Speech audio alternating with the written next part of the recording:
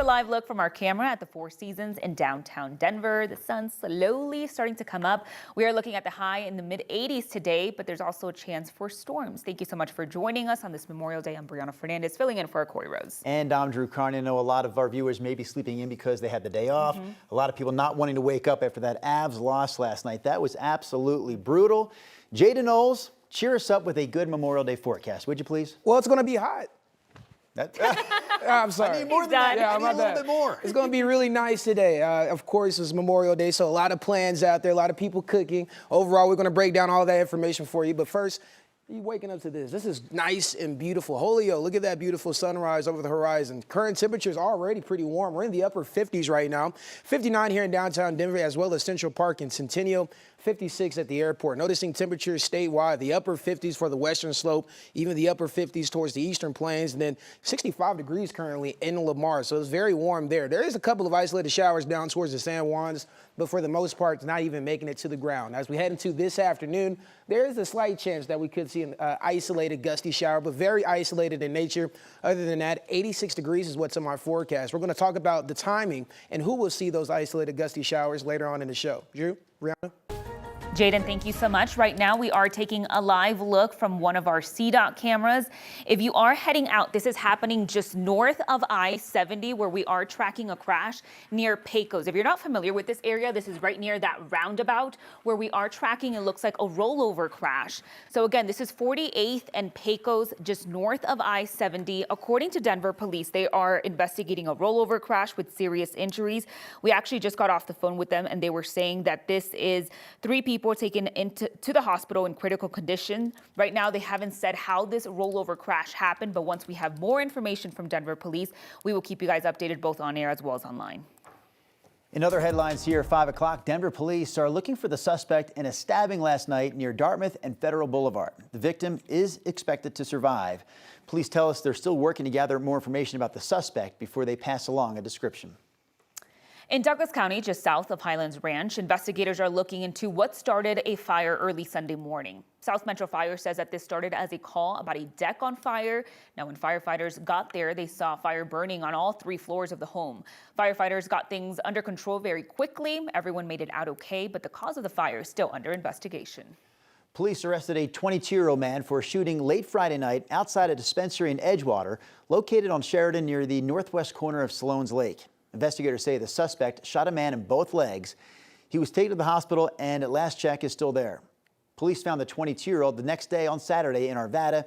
He faces a long list of charges, including attempted murder. Everyone, meanwhile, okay after a sailboat overturned on Chatfield Reservoir on Sunday. Colorado Parks and Wildlife and South Metro Fire helped the people on board make it back to shore. They also said this was a good reminder to wear a life jacket whenever you're out on the water.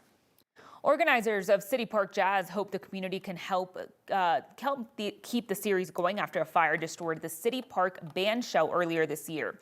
In March, Denver Fire responded to the City Park to find the nearly 100-year-old band shell in flames. That was 3 months before the start of City Park Jazz, a popular free music series that's been around for around 40 years. Organizers say that they're able to rent a mobile stage to keep the 10-week series going, but say it will cost roughly $40,000 to $45,000. On Sunday, City Park Jazz held a fundraiser to help cover some of those expenses. A lot of folks don't have disposable income for culture or the arts.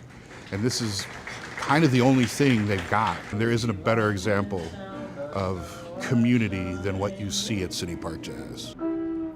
Mayor Mike Johnston was at the fundraiser. He told the crowd the city is working to find the money to rebuild the band shell.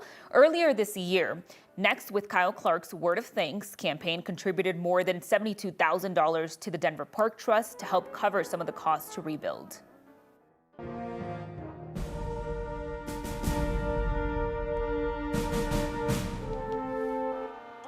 The largest Memorial Day parade in Colorado will happen in Commerce City this morning, starting at 9:30. This is video from last year's event. Commerce City has been holding this parade for 60 years, and there's also a gathering planned today once the parade is over at Veterans Memorial Park. There are several Memorial Day events happening around the state today, including the annual event at Fort Logan National Cemetery, which includes a military flyover. Yeah, we have our 9 News reporter, Shalima Maharaj. She joins us live now from Fort Logan this morning. Good morning, Shalima. Good morning, guys. You know, this really is a moment to pause for reflection and to remember and to pay our respects. And we are expecting a lot of people to show up here throughout the morning in order to help commemorate the lives of those who paid the ultimate sacrifice. Now, ahead of time, we've had dozens of volunteers going around laying flags just in front of the thousands of graves of our nation's fallen service members. And the flags are not only a powerful symbol, but they're also a tradition meant to show gratitude and respect for the sacrifices made by military members as well as their families. And visitation hours here at Fort Logan National Cemetery run from sunrise to sunset. So we expect a lot of families will be showing up to have a moment of solitude and reflection before today's service gets underway. Now, that service is expected to start at around 11 o'clock. It is expected to run for an hour, and we are also expecting to hear speeches. There will be a moment of silence as well as the playing of taps and, of course, that flyover that you mentioned a little bit earlier on. Reporting live, Shalima Maharaj, 9 News. Shalima, thank you so much. As a 3-day weekend wraps up, Denver International Airport, they're expecting a large crowd. Airport officials told us that today will be one of the busiest days of the Memorial Day travel weekend. More than 80,000 people are expected to pass through the airport today, so make sure you plan extra time, especially if you're headed that way. As for our roadways, a holiday Monday usually means lighter traffic around the city, but there's going to be one trouble spot that you should know about. That's eastbound I-70. CDOT says a lot of people went up to the mountains for the weekend, and they expect the return rush to hit right after lunchtime. On this day last year, traffic on eastbound I-70 started to peak around 1 in the afternoon. Memorial Day weekend also marks the start of summer grilling season. Unfortunately, what you'll find at the grocery store today are higher prices on a lot of cookout staples. So these are national numbers. National numbers say hot dogs are 10% more expensive right now than last year. The price of ground beef up almost 15%, and steaks are 16% more expensive. Some things have stayed close to the same, though. Beer, for example, is up just 2% compared to this time a year ago. In national headlines, racing fans paid tribute to NASCAR legend Kyle Busch on Sunday. A number 8 graced the infield in his honor at the Coca-Cola 600 in Charlotte, North Carolina. Busch was preparing for Sunday's race when he died last week. Doctors say he had a bad case of pneumonia, which evolved into a case of sepsis over the span of hours. Busch was just 41 years old. Close to 20 people were hurt in a stampede at a motorcycle festival in South Carolina. It happened in the overnight hours, right around 1 o'clock in the morning on Sunday.